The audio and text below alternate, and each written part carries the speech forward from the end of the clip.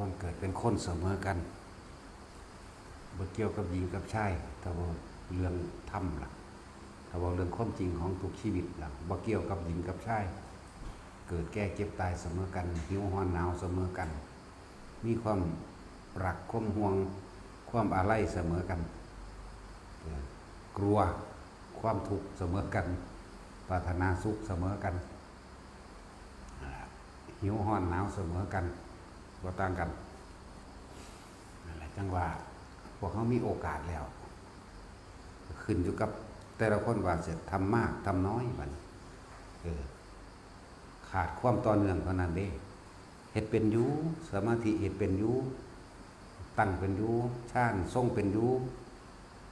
แต่ว่าอยู่ที่ความเพียรความพยายามความต่อเนื่องสันตติแปลว่าต่อเนื่องขาดความต่อเนื่องซื่อๆเด้ทุกคนมีโอกาสทั้งนั้นแหละแต่ทุกคนก็เกิดมาเพราะความบ่รู้เสมอกันนี่เกิดมาเพราะความบ่รู้แหละแต่ทุกคนก็เคยมีความผิดพลาดมาเหมือนกันนี่บ่ว่าหญิงบ่ว่าชายผิดพลาดได้คือกันเบิดทุกคนนั่นแหละนั่นแหละจังว่าเฮามีโอกาสแล้วกว่าสิมาพบมาเห็นกว่าสิมาเข้าใจหรือว่าเข้าใจก็แล้วแต่ขึ้นอยู่กับเฮาสิว่างความ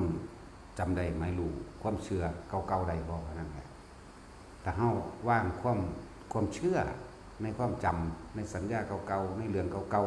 ๆเกี่ยวกับสิ่งที่ผู้เฒ่าผู้แก่พ่อแม่พาเฮ็ดมาความเชื่อผิดๆตัวเองเชื่อว่าผีปู่ตารักษาโรคภัยไข้เจ็บหรือดลบันดาลสุขทุกข์เชื่อว่าพระพุทธรูปเป็นสิ่งศักดิ์สิทธิ์ดลบันดาลเงินทองทรัพย์สมบัตินั้นนี้ให้ได้เชื่อว่าหายศถาบรรดาศักดิ์ให้ได้เชื่อว่าอย่าไปลบลู่ดูถูกดูหมิ่นพระเจ้าโลกพระยาพวกนั้นสารพัดนั่นแหละที่พวกเขามีความเชื่อไปในทางที่เขาจะผิดบ่เป็นความจริงนะนั่นแหละถึงบอกว่าคือจังเฮามีความเชื่อว่าเวลาให้ทานจังซี่ขอแล้วก็ถือปลูกฝังในการให้ขออีกปลูกฝังจะได้หยังขอเอาเด้อมีของดีบ่เอานี่เอาไปอธิษฐานเอาเด้อปกป้องคุ้มครองเด้อป้องกันนั่นป้องกันนี่เด้อนี่คือความเชื่อผิดๆที่สืบต่อกันมายาวนานเชื่อในสิ่งที่ได้ยินได้ฟังเชื่อในประเภทนี้ต่างๆที่เคยทำสืบต่อกันมานะเชื่อเพราะว่าบุคคลคนนั้นสมควรเชื่อไปเพราะว่าเคยเห็นมาแล้วคือพวกเฮาเห็นอยู่เนี่ยถึงเดือน4เดือน5เดือน6เลี้ยงผีปู่ตามั่งผีหอเจ้าบ้านมั่งผีนั่นผีนี่ผีผ้าผีแทนผีแม่นผีโคตรพ่อโคตรแม่ยังบ่ดีเนาะ จังซั่นครับหลายอย่างที่พวกเฮาบ่เข้าใจความจริงเพราะว่าหยังเหงาจังพากันเลี้ยงผีเลี้ยงผีเลี้ยงบ้านอิหยังที่ตามความเชื่อของเขาเองนั่นแหละเพราะความกลัวตัวเองไม่มีความสุขกลัวตัวเองไม่สมหวังกลัวตัวเองเจ็บไข้ได้ป่วยกลัวตัวเองหาเงินหาทองบ่ได้กลัวไม่ได้รับการคุ้มครองกลัวมีแต่ความเป็นนั่นแหละจึงพ่อแม่เฮาก็บ่ฮู้ปู่ย่าตายายเฮาที่ผ่านมาก็บ่ฮู้ก็เลยเฮ็ดไปตามสืบต่อกันมาตามที่เคยกระทำมานั่นเองเพราะว่าธรรมะนี่มันเป็นของผู้ใดผู้หนึ่งที่นำมาแสดงได้ง่ายๆส่วนมากก็คือทำสืบต่อกันมาในทางที่ผิดเป็นเสียส่วนมากคนที่รู้จริงเห็นจริงปฏิบัติจริงนำความจริงออกมาแสดงนี่หายากเด้เพิ่นแสดงเบิ่งแล้วยังเบิ่งแล้วปี1 2ปีบ่คือไว้บ้านนี่หนีเด้บ่คือไปละนะหลายอย่างโพดดอกเสือเกี่ยวกับไสยศาสตร์จังซี่ผู้นั้นใส่ผู้นี้ใส่นั่นแหละเพราะว่าเฮามีความบ่มีปัญญาบ่มีความรอบรู้ตามความจริงในสิ่งทั้งหลายทั้งปวงในประสบการชีวิตของตนมั่งแล้วก็ หลอกดูในกองสังขารเพิ่นแปลนั่นแต่เฮาแปลให้กว่านั้นบ่เห็นตามความเป็นจริงไสยศาสตร์ผู้นั้นแต่ว่ามันไข่มาลาเรียมันสักมันหนาวมันร้อนมันเบามันเพ้อก็ว่าผีเข้าจังซี่แม่ก็เอาไปหาหมอน้ำมนต์ก็เอาน้ำสัดใส่บุซักก็เก่าอีกก็เพ้อก็เก่าอีกเนาะทิ้งนั่นสิว่าหาเข่ายังอยู่ใส่ แต่ว่ามานี่มาเข่ากูได้เทินเลยกูสิปนกินแมงให้เบิดนี่เนาะนั่นแล้วพอดีตัวมันอึดอาหารมากกูขัวผีกินออมใส่ผักใส่มันนั่นแหละ นั่นแหละคือความเชื่อสืบต่อกันมามันเป็นความเชื่อผิดกว่าจะมาฟังสิ่งเหล่านี้ฟังธรรมฟังคนที่เพิ่นอธิบายให้ฟังอยู่กว่าสิเข้าใจมันต้านมาพอแห้งเลยแต่ว่าขอว่าบ่ได้ก็ได้อยู่สั่นมันทังว่าเด้ก็ได้ต้องมึงไปซื้อเอาเองแต่ว่าถึกเลขก็เลยอยู่ซื้อมันนั่งขอเอาอยู่นี่ก็มันได้หมดมั้ยและหลายอันหลายอย่างในการเลิกงามยามดีการขึ้นบ้านใหม่การออกบ้านไปหาขายของการออกบ้านไปทำงานเลิกงามยามดีในการแต่งงานจังซี่นะนั่นสั่นล่ะถ้ามันจริงมันอมตะมันเป็นบ่เสื่อมบ่สลายมันเลิกกันเฮ็ดหยังซั่นเพื่อก็หาเลิกดีเบิดตัวไปก็เลยเนาะเพื่อก็หาเลิกดีเบิดเลิกลายมันบ่เฮ็ดดอกนั่นครับล่ะ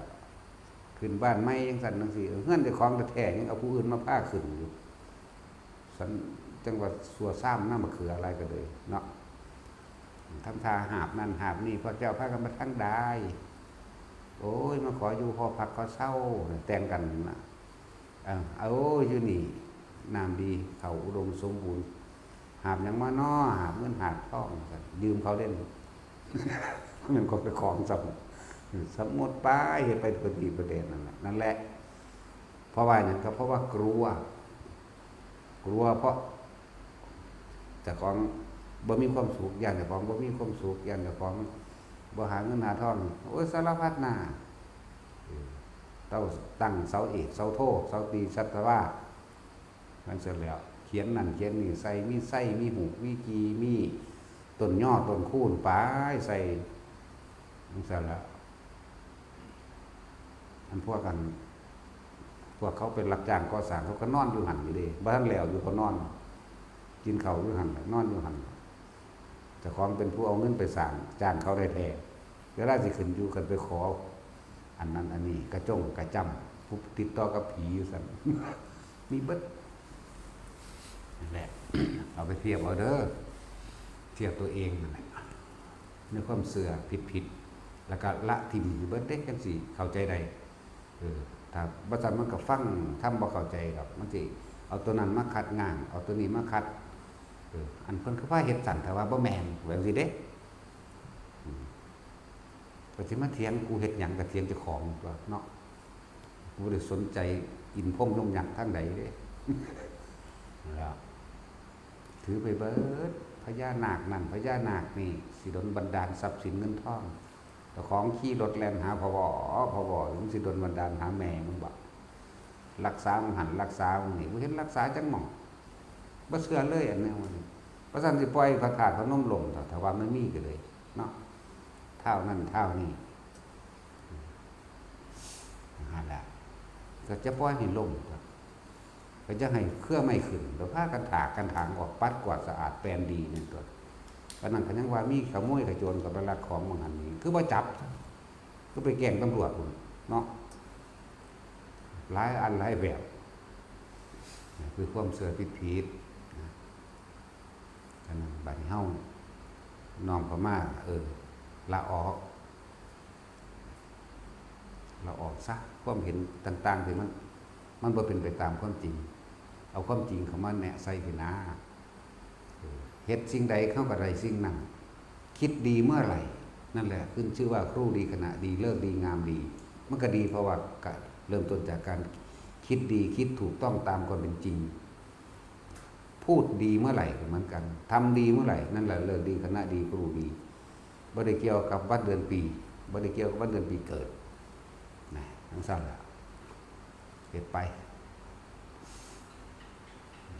มันบ่ได้ผิดที่เพิ่นนำออกมาแสดงเด้พระพุทธเจ้าที่เพิ่นแสดงไว้มันย้านกลัวตัวเองไม่มีความสุขตัวเองไม่สมหวังขึ้นบ้านไม้ก็หาต้นคูนต้นย่อมาใส่เนี่ยต้นไม้แล้วนั่นพวกเจ้าก็ยังไปหาไปตัดมันมาอยู่เนาะ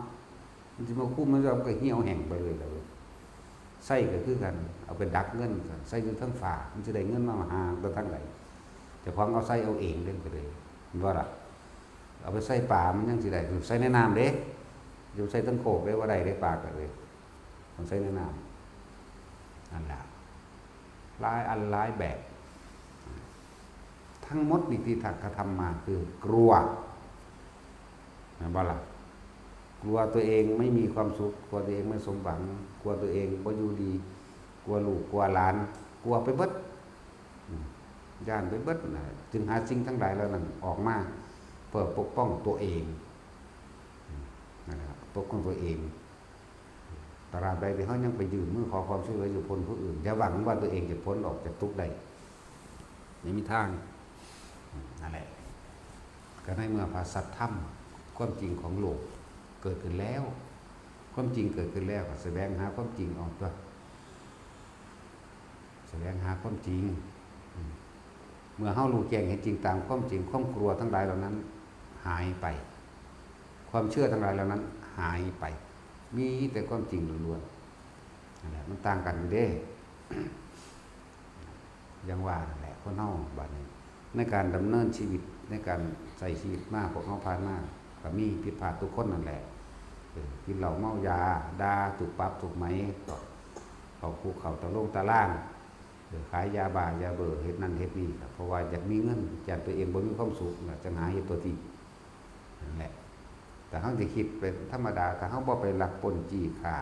หรือทำผิดศีลธรรมหยังต่างๆเฮาก็อยู่ดีสบายๆเด้บ่หาตั้งแต่ว่ากฎหมายที่บ่มีคุณธรรมศีลธรรมบ่เป็นไปตามความเป็นจริงกฎหมายที่บ่เฮ็ดให้ผู้ใดเสียชีวิตหรือทรัพย์สินมันก็บ่เป็นกฎหมายดอกนี่ก็ว่าเอาเองเนาะมันต้องอ้างอิงจากกฎแห่งกรรมมันตัวแต่เป็นรักเขาก็นำจับนำจีบนำข่าเอาตัวไปปล้นไปจีบไปข่าไปข่มขืนเขาจังซี่ไปฉีดตัวโกหกให้ได้ผู้ให้เขาเสียชีวิตและทรัพย์สินเขาก็นำจับนำหนีไปนี่แล้วเรากินเหล้าเมายาเสียสติอยากด่าก็ด่าอยากห้องก็ห้องอยากเปิดเสียงดังอยากพวกยิงปืนคู่ค้นขึ้นฟ้าแล้วแต่สารพัดเฮ็ดไปอกหักผิดหวังกินเหล้าหลายอย่างนะฆ่าผู้อื่นก็มีฆ่าเจ้าของก็มีเด้เนาะมันบ่มีสติแล้วนะมันบ่มีความระลึกตามความเป็นจริงได้แล้วนั่นแหละทุกคนก็เคยผิดพลาดนะเพราะแม่นว่าบ่ผิดดอกถ้ามันถือมันก็บ่มาเกิดนั่นแหละมาแท็กซี่มันก็ผิดพลาดทั้งนั้นแหละที่นี่แต่เฮาได้ยินได้ฟังแล้วแก้ตัวไม่ได้อะไรเด้อแก้ตัวได้ฟืนได้ไฟไปไหม้ตัวเองในนรกต่อแต่แก้ไขตนเองตามความเป็นจริงคือเอาถ้ำเนี่ยเอาไปจับเจ้าของเองเอาถ้ำเข้าไปประดับประดาสติปัญญาแห่งตัวเองเอาถ้ำเข้าไปเปรียบไปเทียบนี่แสดงอยู่นี่ละถ้ำเดินนี่ก็ดีเฮาจึงจะแก้ไขตัวเองได้ถ้าบ่มีถ้ำมืดบอดเบิดยุคบางยุคที่บ่มีพระพุทธเจ้าแต่ว่ามีพระปัจเจกอยู่เด้คือเวรกรรมของนางขุจุตราเกิดเป็นคนหลังคอมเด้นางขุจุตราเพราะว่าไปหล่อเลี้ยงพระปัจเจกองค์หนึ่งเพิ่นเฒ่าเพิ่นก็ย่างคอมๆนี่จักหน่อยก็ไปทำได้ทุกหล่อเลี้ยงเพิ่นเด้อซั่นพอได้เห็นเพิ่นเหาะเท่านั้นที่บ่ล่ะนึกขอขมาภายหลังแต่ว่ากรรมอันนั้นก็ส่งผลให้ตกนรกก่อนเด้สิบอกให้เด้อวิทย์ขึ้นมาแล้วก็มาเกิดเป็นคนใส่ของนางสามาวดีก็สินางสามาวดีเมียพระเจ้าอุเทนนั่น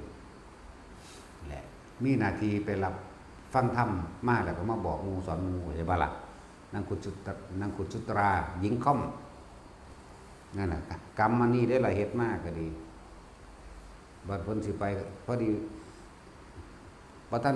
นได้ในระหว่างเข้าพรรษาเดียวง่ายๆเพิ่นก็มาบิณฑบาตทั้งบนซุมื้อนั่นแหละแต่ แต่ว่าพระปัจเจกบ่ได้ใส่สุดงามๆคือเฮาเดี๋ยวนี้เด้นี่ฮะสุดนี่สุดของพระพุทธเจ้าเด้นี่แล้วแต่เพิ่นสิเก็บได้เด้ถ้าคาศอกคาคือควายแขนหนีบอีรุมตูมยามสีเขียวสีแหล่สีแดงสีดำสีสิวมีเบิดเด้ ตูมอยู่ใต้หญ้านั่นแหละคนบ่ให้ความเคารพเพราะสิคนส่วนมากมักดูถูกประเภทนั้นว่าบ้าแต่ว่าล่ะว่าบ้าแล้วก็เลยไปดูถูกบัดระหว่างพรรษามันเพิ่นสิเข้าพรรษาแล้วจังซี่เพิ่นก็เหาะหนีตัวตกใจก็โอ้ตายแล้วเฮาได้เฮ็ดใส่พระอรหันต์แล้วนะใส่แล้วก็เลยนึกขอขมาในภายหลังจากสักนั้นแล้วก็ลงนรกลงเด้ขอขมาก็ขอไปเถอะนานี่เมื่อพวกเจ้าไปเฮ็ดแล้วนั่นผู้บริสุทธิ์มันจะว่าล่ะมันบ่เป็นไปสู้นไผเด้ความจริงมันจักว่าพวกเฮาชื่อไว้ในเด้อตั้งแต่เถียงกันกับหมานี่ศูนย์ให้หมามันก็ลงนรกได้ตอนนั้นน่ะจักว่าล่ะพบนิรยคติพบคืออารมณ์บ่โมโหบ่พอใจมันเกิดแล้วเด้หมาเฮาศูนย์ให้มันไล่ค้อนฟาดพอดีเจ้าของสะดุดเครือไม้หัวฟาดพื้นตายซ้ำไปนรกเลยเด้นั่นน่ะสิไปว่าหยังกับผู้บริสุทธิ์ขนาดนั้นเนาะศูนย์ให้หมาให้เป็ดให้ไก่มันนี่เอาแต่หน้านั่นแหละอันนี้ไปเว้าไปล้อเลียนพระอรหันต์ยังสิเป็นแนวนั้นเขาว่าเนี่ยแบบนี้บ่เฮ็ดงานจุกล้อได้ซั่นบาดเพิ่นสิหนีไปเข้าพรรษาที่เพิ่นล่าคนที่เคยใส่บาตรใส่ข้าวใส่น้ำเพิ่นหอขึ้นไปอยู่ภูเขาคันธมาศอย่างว่าล่ะตกใจเท่าไหร่โอ้ยผิดแล้วกูนั่นใครตัวมันสำนึกได้อยู่สำนึกได้นั่นน่ะนั่นแหละชาตินี้ก็เลยมาเกิดเป็นหญิงค่อมเป็นคนใส่ของนางสามาวดีเนี่ยพระเจ้าอุเทนพระเจ้าอุเทนมันมีเมีย3คนเด้กับนางมาคันธิยะอย่างว่าล่ะแต่ก็นางสุมาณายังอีกคนนึงชื่อบ่ได้บ่เป็นเมียเจ้าของชื่อบ่ได้ แต่เมียเจ้าของชื่อได้อยู่ขนาดนั้นยังชื่อบ่ได้มันหลาย แต่ว่าเรื่องมันจะตัวชื่อบ่ได้เนาะแท็กซี่ถ้าได้แท็กซี่เขาอันเกี่ยวหาวเติมใครแน่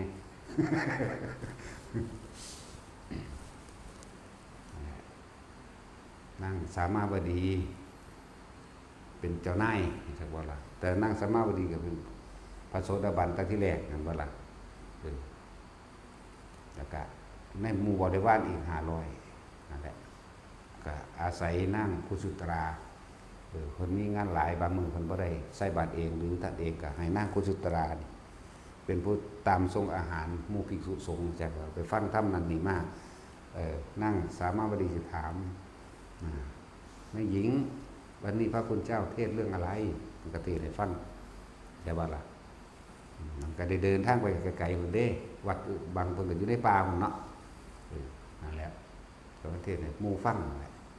มันบาปกรรมไปรอเลี้ยนจังซั่นแล้วแต่ว่าเราก็บรรลุอยู่ดอกพูดถึงว่ากรรมพูดถึงว่าการกระทำของตนเองเกิดจากจิตเจตนามันได้สำเร็จแล้วเด้ไปรอเลี้ยนผู้บริสุทธิ์กับเพิ่นเท่ามันก็อย่างหลังของธรรมดาแล้วเนาะแหละอีกอันนึงนี่ก็คือพวกเฮาบ่นี่แต่ว่าสำนึกได้เห็นมั้ยสำนึกได้อยู่สำนึกได้ก็ตอนเหาะไปพอดีโอ้ตายตกใจยังไงบาปกรรมตะกูนี่ยังมีความละอายอยู่บางคนบ่ละอายเด้ขนาดนั้นเด้ธรรมดาล่ะพระพุทธเจ้าเฮาสมัยสมัยชาติพุทธศาสนาก็เคยนั่งข้อสร้างใส่ข้อสร้างไล่เหยียบพระปัจเจกก็เคยเห็นอยู่ชาตินั้นก็ตกนรกตกห่วงดอกบางชาติก็เป็นหนุ่มไว้ข้างนอก14-15 ปีนี่แหละเอาลูกข้างลูกขว้างฟาดใส่หลังตีนเพิ่นนั่นเด้ชาติสุดท้ายก็ยังมาหลับอยู่เห็นบ่ซั่นสะเก็ดหินที่เทวทัตกิ่งลงมาก็ยังฟาดใส่หลังตีนเพิ่นด้วยกันเป็นน้องขึ้นก็หม่องแล้วเด้เฮาก็เคยเป็นอยู่ได้แนวจังซั่นคือยังสึกยังทับปั้วดอกเป็นน้องเขียวขึ้นก็หม่องเลยแล้วขนาดผู้เจ้ายังหลับแม่ภาษายังเฮาจะเป็นให้อยู่ทางใดพุเนาะว่าแต่สินั่นล่ะทางที่ดีคือเฮาบ่ควรประมาทไผเลยเฮาบ่ฮู้ว่าผู้นั้นมีคุณมากหรือคุณน้อย จะไปว่าเด้แม่นหมาตัวนั้นก็อาจเป็นหมาโพธิสัตว์ก็ได้เด้อยากว่าล่ะบางที่แม่นนกตัวนั้นแม่นกาพวกนั้นเอ้าบ่แม่นได้ว่าเราบ่เคยเกิดเป็นกาอาจจะว่าล่ะพระพุทธเจ้าเฮาเป็นหัวหน้ากากับแม่นเป็นหัวหน้านกก็มีหัวหน้านกเขาหัวหน้านกเหยี่ยวหัวหน้านกพิราบหัวหน้างูโอ้ยสารพัดเด้หัวหน้าป่ามันนั่นเด้เห็นบ่บางสาก็ยังเว้าฟังอยู่เกิดเป็นปลาดุกจังซั่นแล้วเรามานี่คือว่าบ่สมควรสิไปใส่ใจดูถูกหรือประมาทผู้ใดดอกเอาตัวเองเถอะนะให้พวกเฮาน้อมเข้ามาเบิ่งตนเองเถอะผู้ใดฟังเข้าใจผู้ใดเฮ็ดสร้างเครื่องอยู่ได้แล้ววิหารธรรมแห่งตนได้แล้วทรงฌานเจริญฌานเกิดกายเป็นสมาธิจิตตั้งมั่นได้แล้วทำให้บ่อยทำให้มากจนเกิดความเคยชินตัวนี่แหละหม่องมันต่างกันจากว่าสมาธิฝึกการทรงฌานเจริญฌานทำให้เกิดสมาธิจิตตั้งมั่นได้ก็เฮ็ดได้เสมอกันสร้างเร็วๆก็สร้างได้คือเก่าแต่คนสิตั้งใจเฮ็ดแต่ว่าเฮ็ดแล้วอันพวกเฮาสิขยันบ่มีความเพียรบ่มีความพยายามสิทรงไว้รักษาไว้ให้มันต่อเนื่องบ่นั่นบ่ล่ะตัวนี้เด้ผลสิช้าหรือเร็วก็ขึ้นอยู่กับตัวเองเฮ็ดเอาเองเด้เฮ็ดเป็นเบิดแล้วละที่เข้ามาในนี้นั่นน่ะแต่ว่าพวกเจ้าสิเฮ็ดให้มันเจริญขึ้นซำใดนั่นเด้พัฒนาขึ้นได้ซำใดอยู่กับมันได้ขนาดใดอยู่ในตัวเองนะทุกอย่างมันเกิดขึ้นมาจากกรรมของเฮาให้เราเองนั่นแหละบ่มีผู้ใดมาดลบันดาลหยังให้เฮาได้ดอกอินพรหมยมยักษ์เขาเจ้าบ่ได้ดลบันดาลเด้นั่นแหละคือความเสื่อมาแต่เก่าก่อนพุทธเจ้าเฮาสิเกิดขึ้นคนก็ถือเอาผีสางนางไม้เทวดาต้นไม้และภูเขาแม่นบ่ล่ะต้นไม้ก็คือต้นย่อนี่เด้อซั่นพวกเขาเอามาย่อเฮือนอยู่บ่เห็นบ่โอ้ยมีแต่คนได้ย่อเนาะจังซี่บ่เห็นต้นย่อนั่นเด้ไปตัดมันมามันแห้งมันเหี่ยวตายซ้ำต้นคูนก็มีแต่คนได้คูนขึ้นก็เลยบ่แม่นต้นไม้แต่ว่าล่ะร้านเศรษฐีก็สร้างตัวขายกันไปทั่วทิพย์ทั่วแดนอันแล้ววานนั่นวานนี่ต้นไม้ว่าละบาดนั่นแหละหลายๆต้นเงินต้นทองเด้เนาะและพวกเขาถือปลูกฝังมาก็เพราะว่าเขาเจ้าก็บ่รู้ก็ความปรารถนาดีแต่ว่าบ่เป็นตามความจริงนั่นแหละปรารถนาดีกับบุคคลมันเป็นที่รักคือปู่ย่าตายายเฮาพาเฮ็ดมาย่านลูกหลานบ่อยู่ดีมีสุขเลยพากันเฮ็ดไปพึ่งไปทั้งไม้ทั้งกับโดยแล้วก็เกิดขึ้นจากกรรมเฮาเองแล้วเฮาจังบ่เกิดมาพอเลยมาเห็นเลยเด้อพากันเฮ็ดตัวเองผิดพลาดเป็นทุกข์มาอยู่เรื่อยๆเป็นทุกข์ก็บ่จักทุกข์ดอกว่ามีแต่ว่าผู้นั้นเฮ็ดให้กูบ่ได้นั่นกูบ่ได้ดีเนาะบัดนี้มารู้แล้ว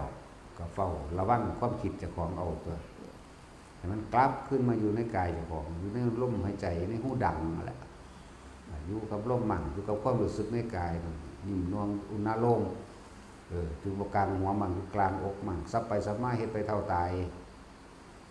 ผู้บ่เฮ็ดมันก็ตายคือกันนั่นแหละอย่าไปเงิดมันสิรวยจังได๋ก็ตายดีบ่ดีมันเจ็บปวดทุรนทุรายกว่าเฮาอีกทำบ่ล่ะเพราะมันห่วงทรัพย์สมบัติเลยครับห่วงบุคคลที่รักมันหลายอย่างที่บอกเกี่ยวกับความประมาทพลาดพลั้งต่างๆกรรมอันที่บ่สมควรที่พระพุทธเจ้าเพิ่นว่ากรรมอันที่เราตถาคตได้เคยกระทำมาแล้ว แม้ครั้งที่เราเสวยชาติเป็นโพธิสัตว์บอกมาเรื่อยๆอยู่ดอกนั่นนี่เนาะบางชาติเป็นเอาลูกขว้างเอาผ่าเอาก้อนหินใส่ร่างกลางฟาดถึงหลังพระประเจกหลังดินนั่นสิแล้วบางชาติก็เกิดเป็นลูกกษัตริย์เด้เป็นราชกุมารอยู่ไปเห็นเขาไหว้พระประเจก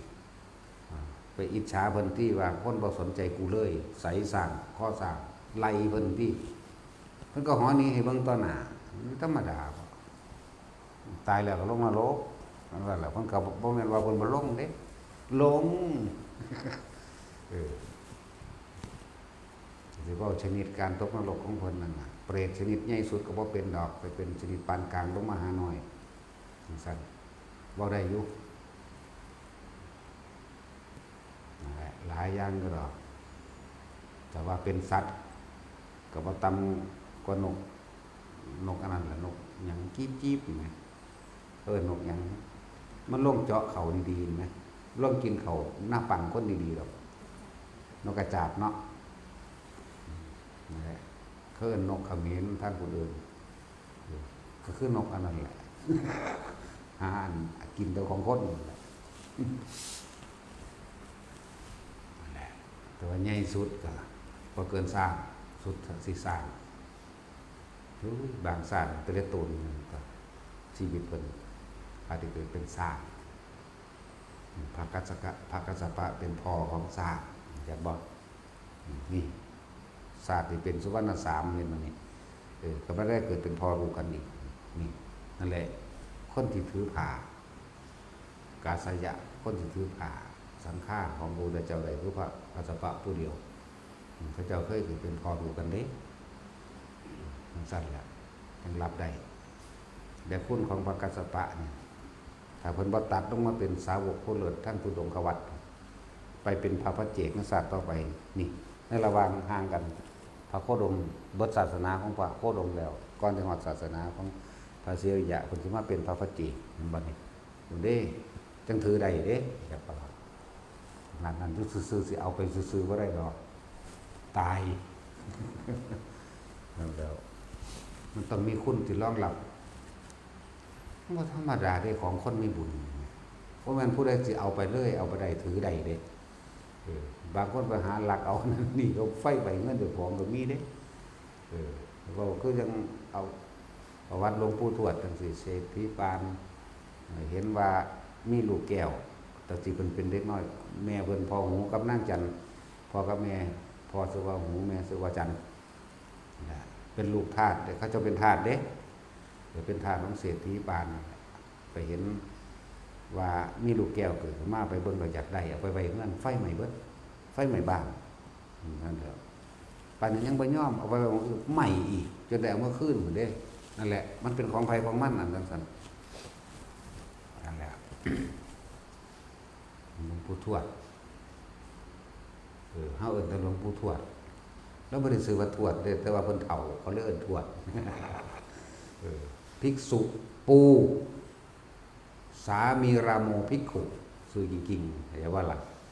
เพิ่นชื่อว่าปูลุงเพิ่นตั้งให้เอาไปอยู่ข้างทะเลมันข้านน้ำจับปูล่มน่ะโอ้มันคือเร็วทอท่านกันจับกันได้ตัวตั้งชื่อว่าปูนั่นแหละหลวงปู่ทวดที่เฮาว่าชื่อเล่นชื่อว่าปูบวชมาแล้วจังเป็นสามีราโมภิกขุเด้อนะครับมันสั่นครับแต่สิมึงเคยรู้จักบ่แบบนี้มันสั่นแล้วของบางอย่างมันบ่เป็นของกับของเองแม่นอยากได้ไปกับเผาใหม่ตัวเองจากว่าล่ะเหมือนบารมีที่ตัวเองบ่ได้สร้างโดยใจเหมือนเทวทัตอยากเป็นแบบพระพุทธเจ้าเฮ็ดภิกษุแตกแยกเห็นบ่อยากให้คนบังคับคนอื่นมาเคารพนับถือเจ้าของตัวเองบ่ได้สร้างเฮ็ดจังไดมันสิเอาได้เห็นบ่อยากบ้างโตเป็นพระพุทธเจ้าไหมเห็นบ่ล่ะสั่นแล้วสุดท้ายแล้วเป็นสังฆเพศโอ้โหมันเฮ็ดหลายอย่างโหด1ทั้งทำสังฆเพศ2ทั้งฆ่าพระพุทธเจ้าพยายามฆ่าพระพุทธเจ้าอีกแล้วก็แนะนำให้ผู้อื่นฆ่าพ่อฆ่าแม่เจ้าของอีกธรรมดาบ่มันโคตรสารเลวดีเด้ ธรรมดาที่สำนึกได้อยู่ดอกตากสุดท้ายแต่ว่ากับตกนรกแสนพระพุทธเจ้าดอกวิทย์ดอกไปจากเบิ่งกับถาเอาแท็กซี่มึงถาเบิ่งเด้อถาเบิ่งว่าพระเทวทัตนี่ขึ้นมาเป็นพระปัจเจกผู้หนึ่งชื่อว่าอธิกะปัจเจกพุทธะอยู่ถาเบิ่งเอาเด้อแสนพุทธเจ้าพุ่นล่ะพุทธเจ้าองค์ที่100นี่ก็จะเกิดเป็นมดเป็นแมงอยู่ไสเดิมนี่ผู้บ่หาเท่าว่าองค์ที่แสนดอกเกิดยากคักปานนี่เนาะ หรือเราจะเป็นดวงใส่บุญแล้วองค์นั้นก็เลยเพราะท่านได้คิดว่าสิอยากเป็นพระพุทธเจ้าสำเร็จเป็นให้เป็นดวงเป็นแนวน้อยอยู่เป็นชีจักแทอยู่ขนาดนั้นแล้วพวกมุนนั้นว่าฮัตตวาหอดเอาองค์ที่30-40นี่ก็ได้วะบ่หอดพุ่นก็ได้บ่หาที่ลอยหรือว่าแสนว่านี่ไหมส่วนอาจารย์ศัตรูนั่น10,000พระพุทธเจ้าพ้นหรอกกินจะมาอเมริกาก็คือจะประมาณแสนเหมือนกันโอ้คือแต่ผู้หนักเนาะหลายแบบจะมาอเมริกาแน่มาขั้นพิยะแน่พวกนี้ก็ใครแน่จะดอกระวัง10,000พระพุทธเจ้าดอกแต่ว่ากินจะมาอเมริกาสิพ้นไปพร้อมกันครับเทวทัตเขาคู่กันเรียกว่าล่ะอันแล้วหลายแบบคือเรื่องเก่าๆมันหลายเรื่องก็ได้เรื่องระวังกินจะมาในเวลาของพระเจ้าสมัยพระพุทธเจ้าห้องสมัยบำเพ็ญฌานฤาษีสำเร็จฌานสมาบัติ8อภิญญาหาของเรื่องการนั้นนี่ได้กินจะมาในเวลานั้นสมัยนั้นแบบเกิดเป็นหญิงงามเด้แต่ตะคอนกับพี่ผัวอยู่แล้วเด้ผัวกับผัวเทวทัตนั่นแหละตอนก็ดีเห็นมันฤาษีนี่มากับตั้งใจว่าจะไปฉีดตัวให้เราทำศีลตะของให้เสื่อมหรือให้ชาติเสื่อมนั่นแหละฉีดตัวชาวบ้านชาวเมืองกับว่าเป็นราชาแต่ว่าถ้าท่านทำการอันนี้ให้ผู้ขาอะไรผู้ขาสิย่อมหมอกโตเลยสินอนน้ำคือเลยทำหาวิธีบูชายันขาสร้างขาแพะขาแกะขายอย่างนั้นเพื่อจะให้ผู้นี้เสียศีลเด้สิให้เสียชาติเสียความเพียรนั่นแหละท่านถึงงามได้ว่าน่ะของคนก็เคยเป็นผัวเป็นเมียกับมาความก็งามหมดเด้เนาะเลยย่อมเห็นน้ำไงแต่ว่าบ่ท่านสำเร็จดอกฟังไปก่อนย่อมเห็นน้ำกษัตริย์คนก็เลยกษัตริย์จัดช้างมาเท่านี้ม้าเท่านี้แกะเท่านี้แพะเท่านี้ตลอดนั่นในขณะนั้นเกิดหล่อก่อนเด็กเรียกว่าหล่อสะก่อนทำตาเห็ดบับแบมเบิ่งสะก่อนก็เลยเห็ดน้ำมาจากใดเขาอีหลีอันนี้ก็เลยโคดมเฮาเนี่ยเด็กสมัยนั้นมันเป็นสมัยนี้นั่นแหละสุดท้ายแล้วเขาก็จัดเครื่องที่บวงสรวงบูชาเทพเจ้าทั้งหลายของเขามาให้เรียบร้อยสร้างก็ให้เพราะสร้างมาก็ให้เพราะมาแกะก็ให้เพราะแกะง่วก็ให้เพราะง่วสิงสารสัตว์ต่างๆหรือมันจับบวงสรวงมันก็ให้เพราะมันเองตอนแรกๆกับว่าท่านใดนั่นก็จังว่ากูจะเป็นผู้พาหมู่นี่ทำพิธีจะว่านี่เพราะว่าเห็นนั่งอันนี้ที่จริงก็ฮู้อยู่ได้ว่าพิธีสิพาทำบ่เป็นไปตามความจริงบ่สามารถสะเคาะสะได้แค่ให้ผู้ใดได้แต่ว่าโดยอำนาจกามราคะด้วยความปรารถนานั่งอันนี้แหละก็เลยอยากได้ไปพาหมู่เฮ็ดแต่ว่าสุดท้ายแล้วก็บ่ได้เฮ็ดดอกเบิ่งย่างไปเลยสัตว์มันห้องไห้ดิมันอยู่2ฝากเพิ่นก็ย่างกลางมันอยู่2ฝากมันก็ห้องไห้เดี๋ยวเฮาเดินเพ่นมาที่สุดคันไหนบอกว่าเมตตากรุณามุทิตาอุเบกขาเป็นหยังเฮาจังว่างจากราคะตัวนี้บ่ได้ระลึกไปเรื่อยเด้ระลึกไปเรื่อยระลึกว่าตะของเพิ่นเป็นลูกเศรษฐีหลังจากเลี้ยงพ่อเลี้ยงแม่ตายแล้วได้รับทรัพย์สมบัติแจกจ่ายออกไปหรือก็เมตตานั่นแหละแจกจ่ายออกไปเบิดแล้วก็มาบวชเป็นฤาษีนั่นแหละสำเร็จฌานสมาบัติ8อภิญญาหาต่างๆสารพัดไปทางใดคนก็เคารพนับถือแต่ว่าเขาวางแผนกันไว้ว่าสิให้มีเสื่อมจากความเคารพนับถืออย่างว่าล่ะมันขาดลาภสักการะกับหมู่อื่นสัตว์ลาภสักการะกับพวกพราหมณ์ปุโรหิตต่างๆที่อยู่ในเมืองนั่นแหละก็เลยเอาเมียกษัตริย์นี่มาหล่อแล้วยังจะได้เขาว่าก็เลยในสุดท้ายแล้ว มันมีงัวแม่ลูกอ่อนกับลูกมันไห้ใส่กันเลยซั่นพอจิตเพิ่นจากราคะเบาบางเบาบางออกเพิ่นคิดไปน้ำทางเรียกว่าเบาบางเบาบางออกก็เลยชาติก็เลยขึ้นกลับมา1 มั่ง2 มั่งเลยมาหึงยินเสียงสัตว์มันคุยกันฤาษีตัวนี้บำเพ็ญตบะมาช้านานแต่ว่าสุดท้ายแล้วจะเอาของดีของวิเศษของเลิศมาแลกกับหญิงสัวร้ายเฮาสิตายก็เพราะว่าม่านยาของหญิงสัวร้ายก็อาศัยผู้ชายผู้นี้ซึ่งเบิดคุณวิเศษแล้วนะงัวมันเว้ากันงัวแม่กับลูกน้อยกระช่างมันเถอะลูกเอ้ยคุยกันก็เป็นเพราะว่าเฮาน่ะบ่ได้บำเพ็ญบุญศีลกินทานตลอดเฮาเลยบ่ได้เกิดเป็นมนุษย์คือเขาแต่ว่ากระช่างเถิดเฮาก็ยังภูมิใจยิ่งกว่ามนุษย์ผู้นี้บำเพ็ญตบะมาเท่าไรปีจนกว่าฌานสมาบัติยังจะสิเกิดกล้าหาญเกิดขึ้นมาแล้วแต่ว่ากลับมาทำลายเพราะว่าแค่เรียนเพิ่นนี่เองโธ่สะกิดใจขึ้นมาได้เลิกเห็นบ่เฮ็ดเฮ็ดฌานสมาบัติเกิดขึ้นแล้วเหาะขึ้นระหว่างกลางอากาศเทศนาธรรมให้คนเลิกการบูชาจังซั่นแหละนั่งกินจะมานาฬิกาแผนบ่สำเร็จจังว่าก็เว้าเรื่องราวต่างๆบัดนี้มันฮู้ได้บัดนี้มันฮู้ความคิดลายของเขาเลยเปิดเผยความคิดลายของเทวทัตนั่นสมัยนั้นเป็นราชามันกษัตริย์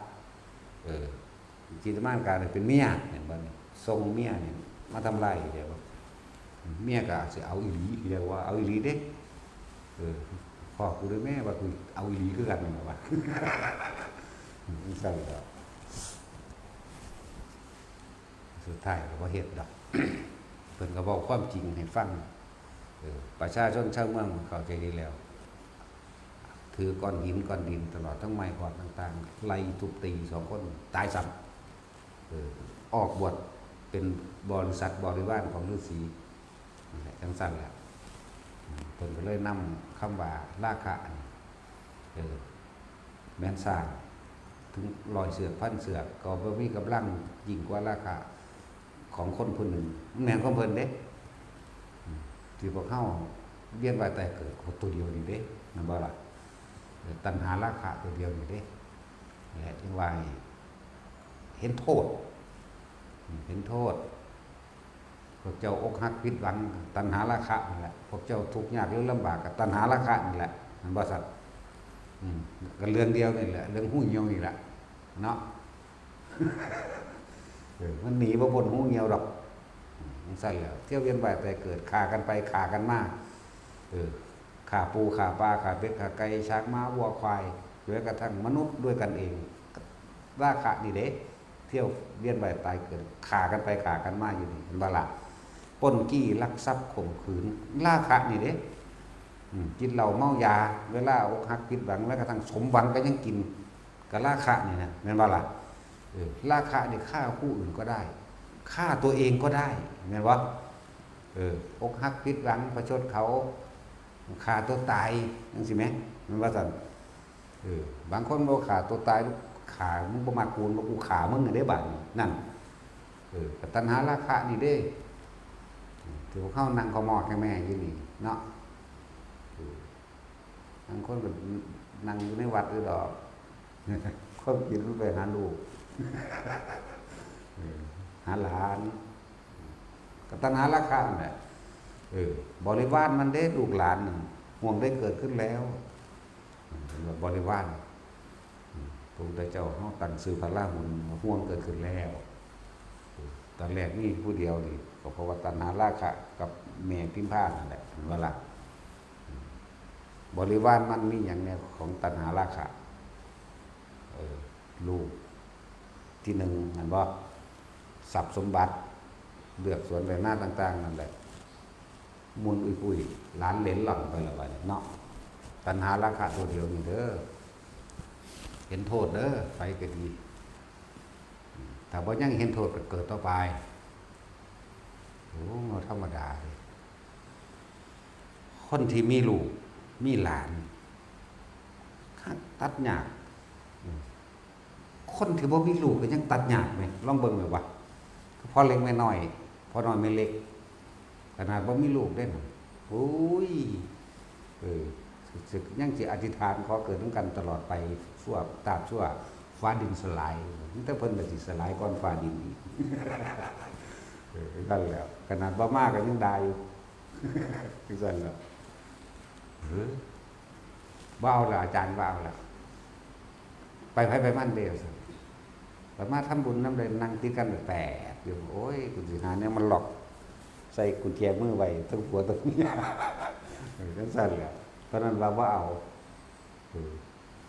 ยับมาไกลๆแน่อย่าไปไกลหลายเด้อันนี้กระซิบให้ฟังเด้อยับมาไกลๆแน่อย่าไปไกลหลายดูเด้จังซั่นแล้วถามเบิ่งเด้อถ้าว่าแม่นอุ้ยเดี๋ยวอาจารย์สิว่าเด้นั่นว่าอีหลีว่าเด้ความจริงอันนี้ขนาดบ่มีลูกซั่นแล้วเราว่าเห็นโทษจะเกิดต่อไปหลายอันหลายอย่างที่เฮาบ่จักต้นกำเนิดแห่งทุกข์มันอยู่ไสกันราคะนี่แหละความยินดีพอใจในรูปในรสในกลิ่นในเสียงสัมผัสอารมณ์ความรู้สึกที่ยังตราตรึงเป็นสัญญาอารมณ์เอาไว้ความอร่อยแต่ตัณหาราคะนี่เฮาใหญ่ขึ้นมาเมื่อถึงช่วงการเวลาในการแสดงออกทางเพศมันก็มีของมันแล้วก็บ่มีไผสอนแม่นบ่สัตว์มีไผสอนเด้เฮ็ดเป็นรักเฮ็ด2คนนั่นแหละบ่โชว์หรอกร้อยดีเฮ็ดว่าซั่นสิเฮ็ดหม่องมุมบังบ่พุ่นเด้อเริ่มต้นกลับมาพุ่นแม่นบ่แต่กี้มันบ่ทันได้มีหม่องมุมบังเสพสมกันเหมือนกับสัตว์ตัวไปต่อมามันติดใจในรูปร่างลักษณะท่าทางในรสในกลิ่นในเสียงอย่างบ่นี้ก็เลยเฮ็ดหม่องมุมบังแล้วก็หึงหวงไว้เป็นของกูจะว่าระบาดบ่ได้ฮะตอนนี้บ่ได้เว้าเรื่องปัจจุบันเว้าเรื่องอดีตว่ามันเริ่มต้นจากไสทุกคนก็เริ่มต้นจากปุ่นล่ะจากต้นกับนี่ตะกี้บ่ได้ใส่เสื้อผ้าเด้เอากันแบบเป็ดแบบไก่ไปเลยเด้แบบหมูแบบหมาไปเลยสัตว์ทั้งหลายที่มีกรรมต่อกันที่มีความสมบูรณ์ลงที่ตรงกันก็มาเกิดในท้องกันนั่นเองว่าล่ะหลังจากนั้นมาก็เริ่มติดอกติดใจเกิดความหึงความหวงก็เลยสร้างบ้านนั่นเห็นว่าล่ะจังซี่แล้วก็สร้างบ้านตัวไปหลีเอากันบ้านเนาะถ้าสิมาเว้าเดี๋ยวนี้เอาว่าตอนนี้ไผสอนมันคือเฮ็ดเป็นคือไปหลีไปลอยเอากันอยู่เนาะจังซั่นแล้วมันจะเงินว่าซั่นมีผู้ใดสอนมึงบ่แท็กซี่มึงเฮ็ดเป็นซั่นบัดขับรถก็ให้ผู้อื่นสอนเนาะบัดเขียนหนังสือกอเอ้ยกอไก่คือให้ผู้อื่นสอนอยู่แม่นบ่ล่ะบัดไปเฮ็ดให้เฮ็ดหน้าก็ไปเบิ่งตัวอย่างกันอยู่เด้เนาะเฮ็ดนั่นเฮ็ดนี่กิจการกิจงานอย่างต่างๆก็ยังเรียนรู้นํกันเด้แต่ว่าเรื่องนี้เก่งไผเก่งมันโอ้ยมันตาตึงมาขนาดใดคิดเบิ่งเอาเด้อมันมีจะบอกผู้ใดไปโชว์มีจะบอกเฮ็ดเวทีขึ้นเนาะบ่มีแต่ว่ามันคือเก่งแท้มันก็เป็นคนแท้นั่นแหละความชินแหละชำนาญของมันสัตว์อื่นก็เป็นได้คือกันเด้เนาะเขาสอนกันอยู่บ่แม่งข้ามสอนกันบ่เวลามันเซิ่งกันแม่งข้ามสอนกันบ่สอนเด้เนาะจังซั่นแล้วงัวควายพวกนี้มันบ่สอนกันเด้หมูหมากาไก่บ่มีใครสอนเป็นเบิดนั่นแหละชินและชำนาญก็ตะราคะนี่แหละพวกเฮาว่าท่านเด็กเห็นโทษของมันได้ปล้นกี้ฆ่าข่มขืนกับตัวเดียวนี่แหละอีหยังก็ดีได้ฆ่าสัตว์หลายๆแล้วก็ถือเขาขามาหลายๆต้นเหตุมันก็มานี่แหละเด้อผู้ใดพ้นจากราคะได้ผู้นั้นบ่กลับมาเกิดกับเรากันนาให้พวกเฮาพิจารณาลึกๆให้เห็นโทษแต่พอเห็นโทษก็เอาต่อไปเกิดต่อไป เขาไปลักไปปล้นไปกี้เขามาก็เลี้ยงบำรุงบำเรอซึ่งครอบครัวตัวเองอย่างต่อของบ่มีความสุขมันบ่ศาสตร์ไม่มากเขาก็มาปล้นของคืนคือกันไปฆ่าเขาศาสตร์ไม่มากเขาก็ฆ่าเฮาคือกันเฮาเคยฆ่าคนหนึ่งนับประมาณบ่ได้เลือดน่องโลกอยู่นี่ก็นับประมาณบ่ได้คนเคยฆ่าเฮาคือกันเด้เฮาเคยฆ่าคนคนเคยฆ่าเฮามันซั่นแล้วก็เพราะว่าราคะตัวเดียวนี่แหละเป็นเหตุในบ่แล้วรูปรสกลิ่นเสียงเป็นเสบียงแห่งทุกข์นะบ่ซั่นปานนั้นยังบ่พอยังอยากเอาอีกอยู่เด้ว่าได้ผู้นี้แล้วสิพ่อกับพ่อแม่นเด้อยากเอาอีกอยู่ผู้หญิงผู้ชายคือกันแหละจูงแขนกันไปอยู่ผู้หญิงก็เหลือบตาเบิ่งผู้ทั้งข้างเด้ผู้ชายก็เหลียวเบิ่งก้นเขาทั้งหน้าธรรมดาว่าจูงกันอยู่นี่แหละอีหลีเห็นรถแท็กซี่มึงเป็นบ่มึงก็ตอบว่าเราว่าเป็นรถนะถ้ากูยังยอมรับว่ากูเป็นกูจะเอาแมงเบิดโลกนี่แหละแต่ลองมันได้เบิดโลกกูบ่เอาเบิดโลกหมดเนาะมันสั่นแล้วนั่นแหละหลายอย่างที่พวกเฮาบ่รู้ในตนเองทุกคนเกิดจากสาเหตุทุกข์มันเกิดจากความอยากในตัณหาราคะเริ่มของมันเองแต่มองเห็นโทษที่เขามาเกิดเป็นรูปร่างกายนี่เกิดเพื่อที่มาหาตัณหาราคะอันเดียวนี่แหละยังหาอยู่หากินได้อดได้ทนได้กล้าขาค้นกับกล้าได้กล้ารักกับกล้าได้อดได้ย่อมกับมีคือกันนั่นบ่สัตว์โอ้ยลูกน้อยอยู่ทั้งสันทั้งสี่ถือเขาคู่เขาตีมากก็เดี๋ยวโอ๊ตบ่ปากบ่เว้าได้ย่อมถือเขาคนเขาโกงมากก็เดี๋ยวโอ๊ตได้ย่อมอย่างเขามาละล้านในครอบครัวนั่นย่อมบ่กลัวไหมกลัวอะไรจึงบอกว่ากล้าก็กล้ากลัวก็กลัวกล้าก็เพราะกลัวนี่นั่นบ่สัตว์ตั้งสั้นแหละกล้าถ้ากูว่าขามึงสิมานั่นนี่กูขามึงก่อนเลยว่ากล้าเขาก็กลัวเขามาฆ่าทำร้ายเมื่อภายหลังเนาะสารพัดหลายอันหลายแบบ แต่ว่าในเมืองมาเจอถ้ำมาเจอสิ่งที่เป็นแนะนำให้แบบเฮ็ดเอาตัวไปก็ดีเรียนในการบ่ได้แม่เขาก็ได้แต่บอกคือซื้อเนี่ยโอ้เราเรื่องเก่าๆมากจังซี่คือเรื่องของพระพุทธเจ้าเขานำมาสอนก็ล้วนแล้วแต่เป็นประสบการณ์ของเพิ่นเด้มีแต่ความจริงเด้เอามาเว้าเพิ่นน้ำตาคนทางสิหลายก็เฮาก็เพิ่นเกิดหลายก็เฮาเนาะเกิดเสมอกันนั่นแหละนะคำว่าหลายหรือมากหรือน้อยนั่นน่ะที่จริงเกิดมาหลายเสมอกันนั่นแหละแต่ว่าเพียงว่าใครจะพบความจริงหรือพระสัทธรรมนี้ก่อนใครจะเริ่มต้นปรารถนาเริ่มต้นในการสร้างบำเพ็ญบารมีบำเพ็ญบารมีแบบกำลังใจเพื่อจะละออกกับความเคยชินละเพื่อจะตัดเพื่อจะท่านศีลในขมะนี่แหละคนตั้งต้นมากสุว่าจะเป็นพุทธเจ้าได้40ประสงค์ไขแสนกับยากหรือไงอันนี้เอาผู้เดียวได้นี่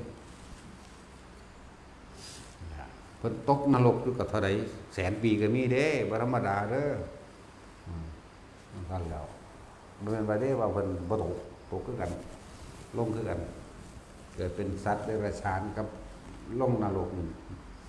มากที่สุดเด้อ่านเบิ่งดีๆเด้อไปก็ดีมากเด้ว่าล่ะเป็นนกพิราบบ่เป็นเหยี่ยวบ่เป็นหมาบ่เป็นสิงโตเป็นเสือเป็นทุกอย่างเว้นไว้แต่ตัวมันน้อยแต่ว่าหลังจากรู้ว่าเริ่มปรารถนาเป็นพระพุทธเจ้าแล้วน้อยสุดซ้ำนกที่อยู่นั่นแหละหรือถ้าสิเปรียบเทียบซ้ำแมงข้ามแมงข้ามแต่เป็นทางสัตว์ตอนนี้ใหญ่สุดซ้ำซากพวกถ้าเป็นประเภทปลาก็อยู่ในปลาฉลามบ่เป็นว่านเดี๋ยวบ่เป็นว่านแต่ผานุ่นเคยเป็นพวกเขาก็เคยเป็นทุกอย่างเป็นจักรพรรดิก็เป็นตกนรกมหาเวกีก็เป็นสูงสุด ในโลกิยะสัตว์ทั้งหลายสูงสุดก็คือเป็นเจ้าฟ้ามหาจักรพรรดิต่ำสุดก็ลงมหาวิกีระหว่างทำกลางแลนไปแลนมาอยู่ตัณหาราคะแหละพวกเจ้าเอ๋ยตัวเดียวนั่นแหละแต่เฮาหูวิธีทางแก่วิธีทางดับทุกข์เลยแล้วเฮาคือบ่เฮ็ดเอาเนาะทำใส่แล้วลมหายใจเฮานั่นแหละที่มีหยังถ้าเกิดมาก็บ่มีผู้ใดคิดพอลมหายใจเจ้าของจะคนดอกคิดพอแต่ผู้อื่นว่าแท็กซี่แต่ตื่นขึ้นมาจะเป็นเด็กน้อยคิดหาหมู่เล่นเด้แล้วก็คิดหาแนวกินเนาะอันนั้นแซ่บอันนี้บ่แซ่บแบบนั้นแบบนี้แต่บ่ได้ดังใจก็ให้ยันดินดวนนั่นแหละใหญ่ขึ้นมาแน่ก็คิดหาผู้สาวผู้เบาเห็นบ่ถ้าได้เป็นครอบเป็นครัวขึ้นมาแล้วก็คิดหาเงินหาทองไม่ตั้งแต่คิดหาบ่เคยคิดถึงลมหายใจบ่เคยคิดถึงความตายเนาะย่านหวาดกลัวอันนั้นอันนี้ย่านแต่ของบ่หังบ่มีบ่ดีสารพัดหาสะสมไว้หาไปหาย่านตายอยู่เด้เนาะเวลาใดมันครึมๆคนคิดถึงเมียคนงามโอ้ถ้ากูตายเนี่ยใครจะมาเอาเมียกูฆ่าแม่มันเป็นผีมาหักคอมันว่าเด้เนาะผู้หญิงก็คือกันผู้ใดเมาหัวกูเบิ่งแหน่กูฆ่ามันสิเป็นผีมาหักคอมันดูบ่คิดว่าสิไปสวรรค์บ่เบื่อสิไปนิพพานอย่างเด้อีนี้นั่นแล้วบ่ต่างกันกันว่าหญิงกับชายนั่นเป็นจังซั่น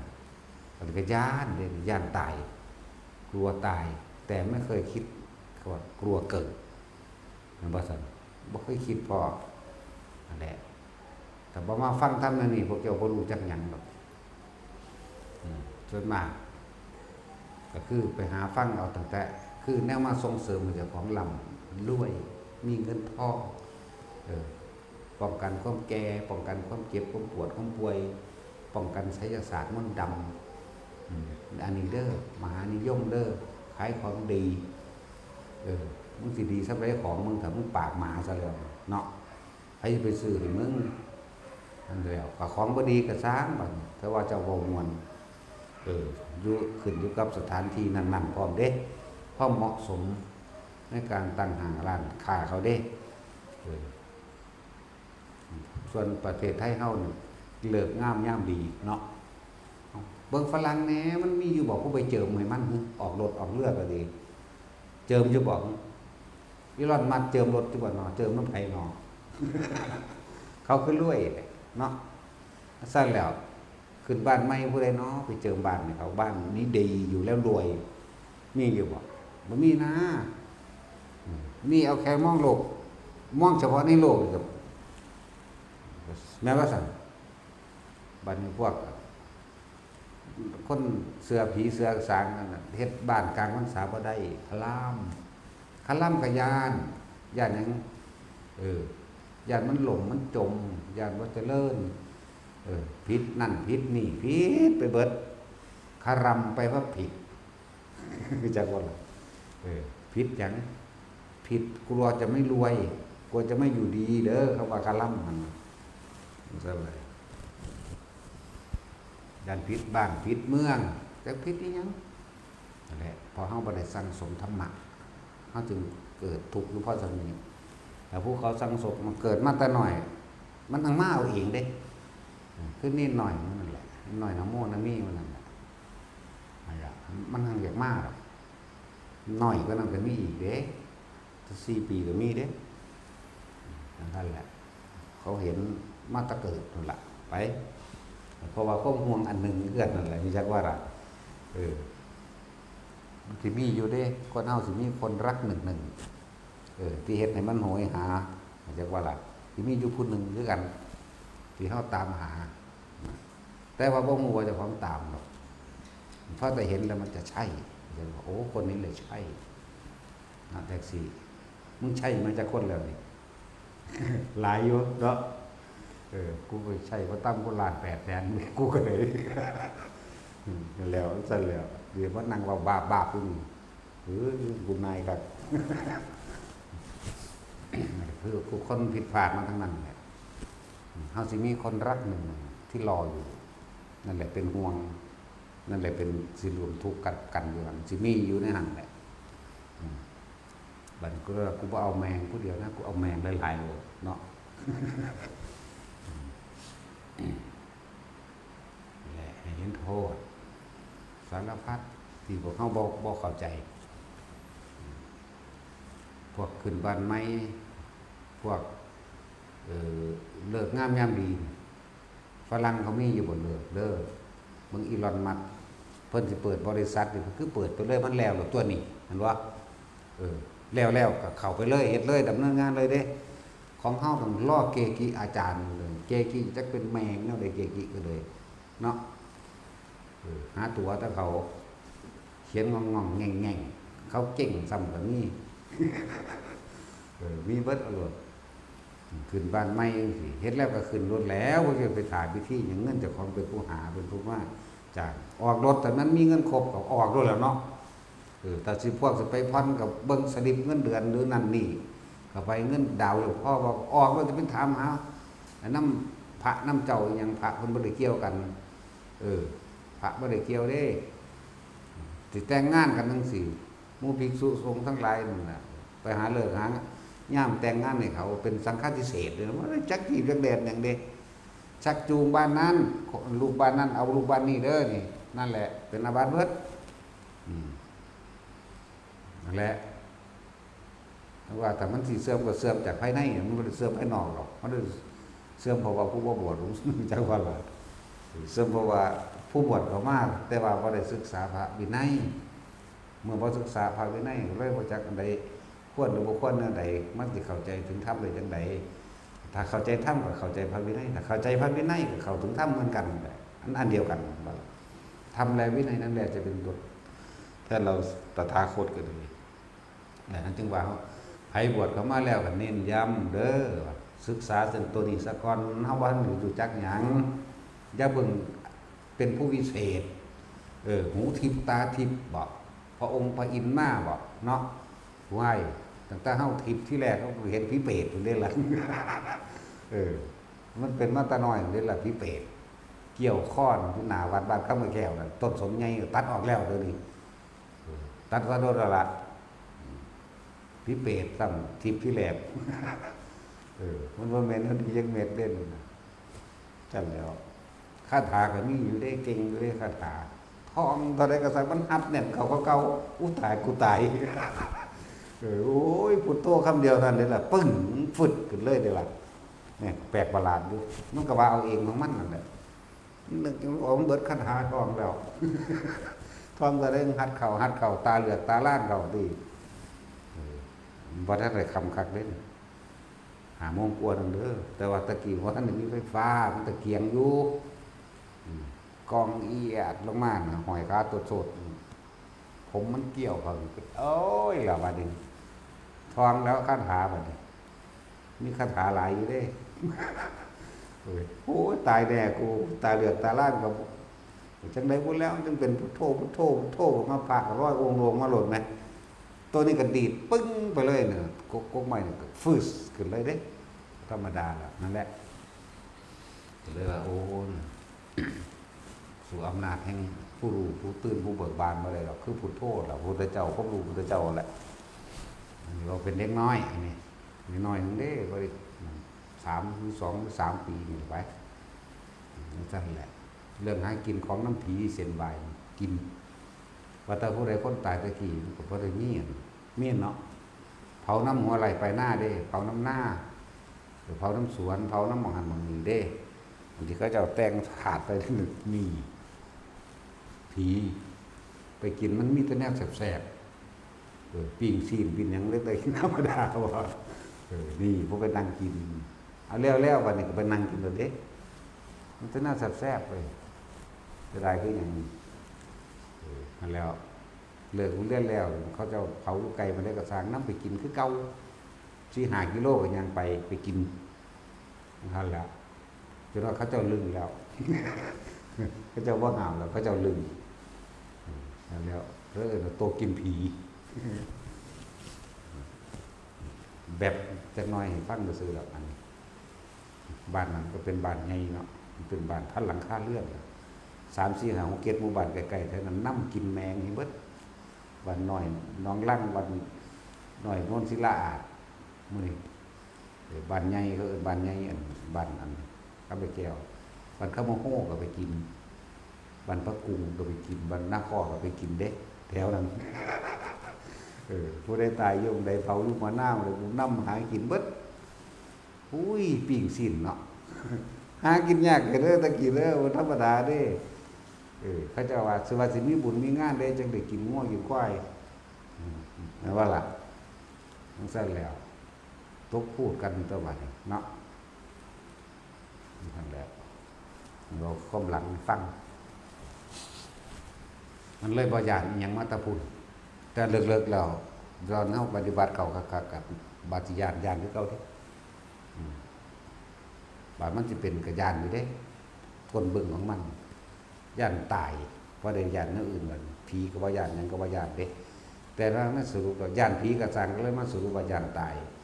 ญาณหยังทั้งเบิดเนี่ยรวมแล้วคือญาณตายคือคำว่าบ่ญาณตายญาณเจ็บญาณปวดก็ญาณตายนั่นแหละสิญาณหยังเบิ่งจังซั่นแล้วอันญาณตายบางคนเนี่ยญาณตายว่าญาณลูกเมียบ่มีอยู่บ่มีกินญาณตายเห็นบ่แล้วแม่นเป็นจังซี่บ่แม่นเด้อนี่มันครอบคลุมไว้เบิดแต่ธรรมะมันครอบหลายจักรวาลไว้แล้วล่ะสรุปให้ทุกคนการทำฌานการทำสมาธิเบื้องต้นทุกคนฝึกเป็นเบิดแล้ว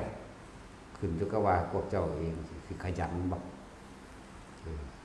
มาสังเกตว่า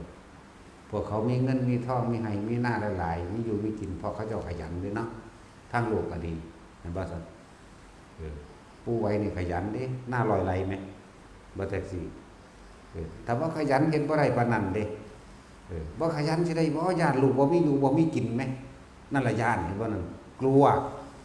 ญาติลูกบ่มีอยู่บ่มีกินอย่างครอบครัวทุกข์ยากลำบากก็เลยขยันก็เลยเป็นคนหังคนนี้ก็ส่งลูกไปเรียนจบปริญญาได้ทำงานทำการเป็นข้าราชการเบิดแต่ว่าเสียชาติไปซุคนเดียวว่าเป็นหนี้ผู้ไว้เขาบ่เป็นหนี้เด้บาดนี้อ่านหนังสือก็บ่ออกเนาะจังซี่เราก็บ่เป็นหนี้คือเลี้ยงลูกใหญ่อยู่โอ้ยบัดลูกเรียกว่าข้าราชการขี่รถขี่เรือเด้เนาะเป็นหนี้น้ำรถมึงหั่นแหละทั้งสั้นแล้วผู้ไว้เลยขี้ง่วงขี้ควายเด้เนาะเฮ็ดให้เฮ็ดหน้าใส่เวทใส่กลางเลี้ยงลูกเลี้ยงต่อไปเห็นว่าล่ะเขาจะบ่ได้ห่วงน้ำหนีเด้แต่พวกนี้ที่เขาว่ามันเป็นหนี้3 ล้านสั้นแล้วเราขยันทางโลกคนที่ขยันมันหาเห็นบ่มีความขยันมันเพียรหาอยู่หากินบางหันเป็นคนประหยัดประหยัดนี่บ่แม่นว่าชีตนีที่เหนียวแบบนั้นเด้อันใดที่สมควรสิซื้อกินเอาแค่ว่าเลี้ยงชีวิตอันใดมันจำเป็นไหมคนซุมื้อนี่จักจำเป็นบ่จำเป็นว่าว่าตั้งเงินเดือนออกสแตกเราโลดจังมันเป็นแหมมันหยัง เนาะเลี้ยงกันโลดทั้งแม่นี้หยังแล้วก็คุยโอ้อวดแข่งกันได้บัดนี้นั่นแหละมันเป็นเรื่องจำเป็นอยู่บ่เหล้ายาเป็นอยู่บ่เขาคาราโอเกะเป็นอยู่บ่มันว่าซั่นบ่ได้แม่นจำเป็นนี่นั่นน่ะกินข้าวอิ่มแล้วก็ยังอันนั้นแซ่บอันนี้แซ่บกาแฟอีหยังบุแพงๆมั้ยมันมีลูกนกแก้วนำมั้ยยังล่ะโอ้กูก็บ่เคยกินนะกูจีทีอยู่เด้ กูก็เลยบ่จัก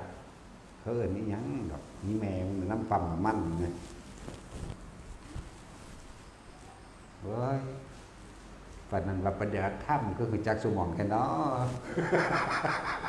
พวกแบซี่นี่เนาะปฏิบัติธรรมหามันแนวใดกูจักฮอดคาปูชิโน่ โอ้ยแก้วละ100 กว่าบาทนั่นเรียนว่าปฏิบัติเข้าไปกูจักเบิดหลุดได้จังสั่นนึกว่าเป็นตาสแตกแล้วมันบ่แม่นน่าจำเป็นอย่างปานนั้นแม่นบ่ล่ะเรา เลี้ยงวันเกิดบุญเห็นไหมโอ้ยแม่เลี้ยงมันถ้าเกิดบุญสิไปเลี้ยงอย่างอีกเนาะ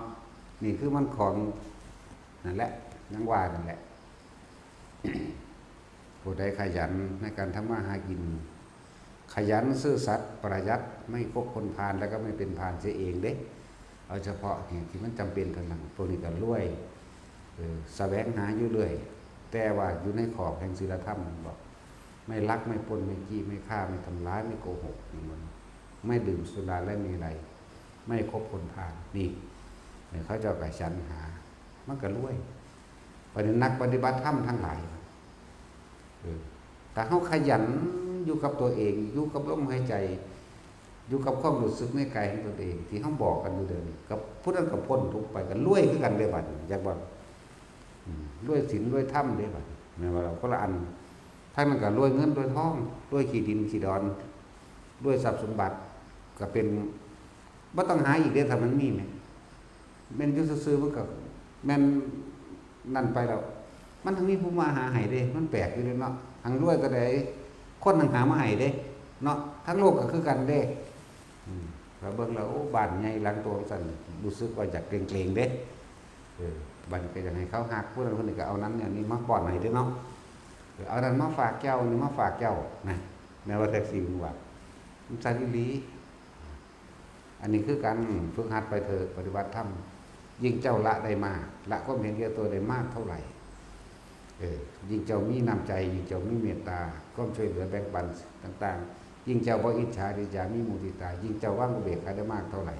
แม้นไม่อยากได้อะไรก็มีคนเอามาให้นั่นว่าล่ะอันนั้นแหละจังสั้นแต่จังหวะขึ้นอยู่กับพวกเฮาเองเด้บ่ได้ขึ้นอยู่กับพระพุทธเจ้าเพิ่นก็เป็นผู้บอกซื่อๆเด้พวกเจ้าก็เฮ็ดเอาเองเด้หลวงพ่ออันนี้ก็เป็นแต่ผู้บอกซื่อๆเด้ไปเฮ็ดให้ผู้ใดบ่ได้เลยคือเขาว่าขอของดีของเราหลวงพ่อว่ามีของดีบ่นะกูก็มีแต่หูดังนี่แล้วล่ะเข้าใจว่าเข้าใจก็สร้างเด้กูก็หายใจอยู่นี่แล้วก็มีคนเอามาให้กูเองกูก็บ่อยากได้เขาเอามาให้เนาะอีนี่มันฟังมันมาประจำอยู่ดอกมันมาถวายเงิน 200,000 นี่แหละถวายเงิน 200,000เดี๋ยวกูถามก่อนว่ามึงจะให้กูเฮ็ดจังไดนี่มันก็แต่งแนวให้เฮาเฮ็ดจังสั่นเฮ็ดจังซี่มันก็ว่าไปเด้มันกูบ่เอาแมงดอกมึงก็เป็นของอยู่หากกูจะก็ไปซื้อขนมผู้สาวกินกูบ่ได้เอาของขึ้นไปโยนสิวันเสยเด้มันบ่เคยพอมันตกตะลึงทุ่งเพิดเด้อีนั่นเอาแนวนี้ก็มีสั่นมีกูนี่ล่ะมันบ่เคยเห็นมันเลยบ่ไปหม้องใดอีกมาหม้องเดียววันนี้ได้แล้วก็เก่าอันนี้ก็แล้วแต่หลวงพ่อห่วยกูเอาไปแต่งเมียเด้ซั่นแล้วแต่หลวงพ่อเพิ่นเอามาอีกซั่นได้ 300,000 ทองแทนว่าเอาเห็นว่าตัดสินเป็นได้ค่อยเดี๋ยวนี้ก็มีสั่นเอ้ยหนูถวายตื้มอีกมันมึงมีปานนั้นบ่มีอยู่สั่นเอามาฟังดีเด้อมึงมีปานนั้นบ่มีเอามาสั่นบ่ดูปานนั้นว่าบ่อยากได้เอาหลายกว่าเก่าเด้ 200,000บ่เอาโยนคืนด่าเขาบอกสงสัยมันได้หน่อยหรือด่าเขาแล้วให้อีกก็ใช่ว่าล่ะบ่จักได้ทั้งได้ดอกแล้วว้ายไม่เฮาแต่งเฮ็ดนั่นเฮ็ดนี่จังสั่นจังซี่เฮ้ยมาเป็นเจ้าของอยู่เอาไปว่ามันสิคุ้มกูได้นี่เนาะมันคุ้มกูบ่ได้ดอกแต่กูคือคุ้มมึงซั่นแล้วฝึกไปเฮ็ดไปหังบ่จักได้หังได้จักบ่ล่ะ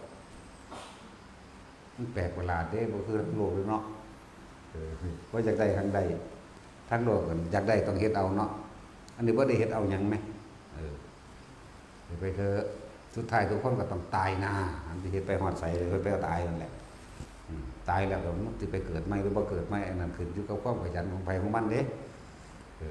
อยู่กับลมหายใจอยู่กับความรู้สึกตัวนวลกลางหน้าผากมันเนิบนาบหมุน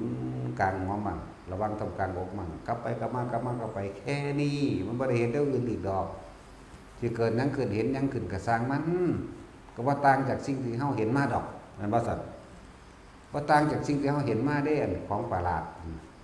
เอาชีวิตจริงของเฮาแต่เฮาเกิดมาเห็นนั่นเห็นนี่ก็บ่เห็นว่ามันสิแซ่อยู่เลยดอกนี่นิมิตนิมิตน่ะนิมิตภาพนิมิตเสียงนิมิตกลิ่นนิมิตหยังก็แล้วแต่มันก็แค่ว่าสภาพว่าอันนึงปรากฏขึ้นแล้วก็หายไปดับไปมันชีวิตของเฮาเองน่ะมันแค่ปรากฏขึ้นแล้วก็หายไปนึงเด้